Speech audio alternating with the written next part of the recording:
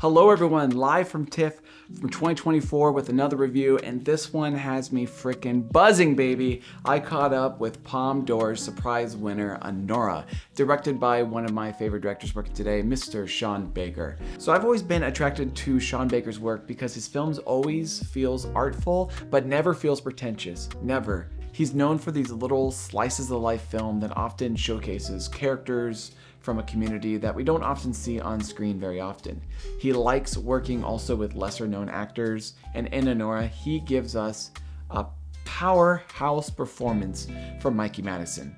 So what is Anora about? I heard this film being referred to as a modern Pretty Woman, which I love that description. It follows Madison's character Annie, an exotic dancer who meets the son of a rich Russian oligarch who pays Annie to be his naughty little girlfriend for a week. But a complicated romance begins to shape. Upon Vanya's family finding out that their son recently eloped with a sex worker in Las Vegas, they do everything in their power to break them up.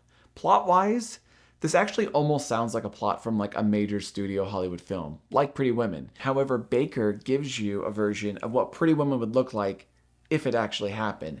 And I think the balancing act is how Baker makes this gritty world feel like a Hollywood rom-com. And that's why I love Sean Baker right there. He never replaces entertainment for art. He just kind of marries the two together. Instantly, Mikey Madison is just a screen presence. Baker's strong suit has always been casting and bringing out the best of his performers, and Mikey Madison makes the character of Anora such a lovable, three-dimensional character that felt like she was just plucked off the streets of New York. She's tough as nails, but she shows that she's actually a dreamer inside.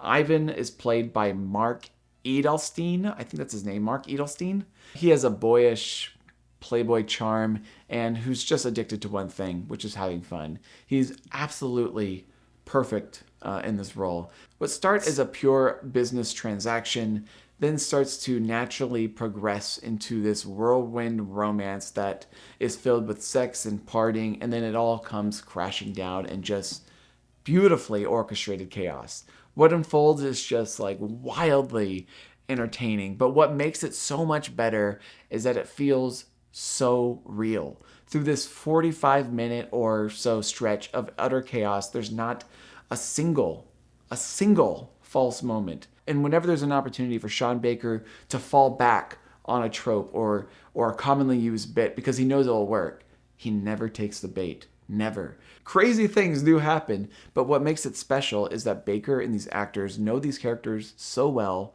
that every single action and every single line feels exactly to what that character would do. It just feels authentic.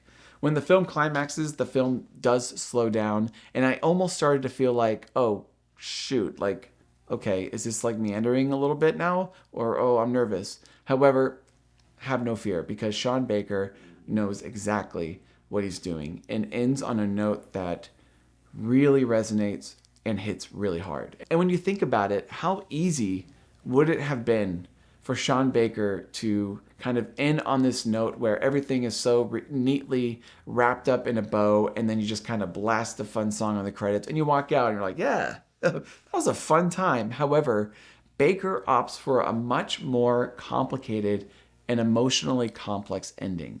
It actually didn't hit me at first. It didn't. But minutes after the screening ended, it really started to settle in and soak into my soul. The movie really honestly floored me, to be honest. I think pacing-wise, this is Sean Baker's strongest film yet. The story just flew by with such energy.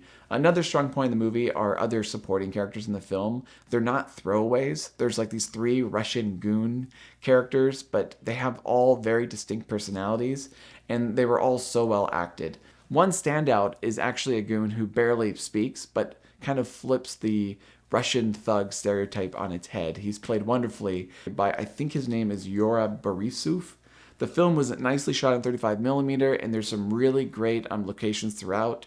The music is awesome. It's so down to earth. I love how Sean Baker is not pretentious with his music selections. In fact, there's one scene in the film where it feels like a legit, like this is a rom-com montage. But again, it's a Sean Baker movie. So even though there's like this boppy song, I'll just say the activities are much realer and true to life. I've heard many people say this is Sean Baker's best film yet. In many ways, I can agree. It's a close second for me because I love Florida Project so much on a personal level. However, Baker's control and kind of walking you through the story and handling these tonal shifts really shows that he's really continuing to evolve as a storyteller, and one that doesn't make sacrifices with what makes his films unique. Sean Baker is known to be a filmmaker that humanizes characters like strippers or prostitutes, and thinking back to Pretty Women, it's somewhat portrayed that Richard Gere's character, the rich one, he's the civilized one. He's the white horse who's gonna come and bring class to Julia Roberts' character. And no shade at all to Pretty Women. I enjoy Pretty Women for what it is. But in Anora, Mikey Madison is actually the one with the moral compass. And when you think about it, is the one in the story who actually has a shred of class. I try to think of any criticisms that I had for Anora, but honestly, I think I would be pretty hard-pressed to find one. I can't wait to experience Anora again and again. Mikey Madison was just perfection, so I gotta go for it. I gotta give Anora a 10 out of 10. It just knocked me out comedically, emotionally. Sean Baker, man, what a filmmaker. What a filmmaker. So amazed by him. So yeah, go check out Anora. So now that I've had a chance to finally see Anora, let's talk about its Oscar chances. This was a film that I really needed to see on my own to understand its prospects for the awards. Now having seen it, honestly, I'm just gonna be bold and say it. I think Anora could go all the way. I do. I'm noticing that Anora is a hot ticket coming off Cannes, and with Sing Sing seemingly fading, or maybe never even existing, I think Anora just has the goods. In my last review, I talked about broad appeal, how a Best Picture typically needs to appeal to all voters, and I think Anora could be that right balance, and strangely could be the consensus pick or the agreeable pick. And yes, I know it's Sean Baker, but this is his most accessible film that he's made to this date, and I think it's one that the artsier side of the Academy will love, and I think the normies might like it. And typically, Best Picture comes with a Best Screenplay win or a Director win, and honestly, I could see Anora winning Picture, Director, Screenplay, and Actress. So those four are pretty strong. And then it could get a supporting nomination in there, and maybe an editing one. I think it deserves it. But that's about where I see Anora with the Oscars, with around 5 or 6 nominations. I think the one to look for, though, is editing. Because a lot of times, you need an editing nomination to win Best Picture. And so that's one. If Anora gets editing, I think it's looking really strong for it. So yeah, I don't think Anora is going to get maybe a lot of nominations, but I think the nominations it's going to get is pretty top heavy.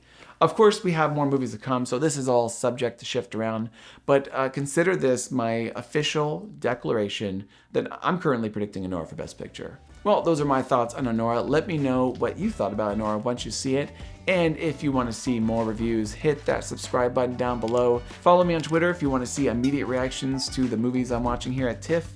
Links in the bio. More reviews are to come, but until then, I will see you all at TIFF. Oh, wow.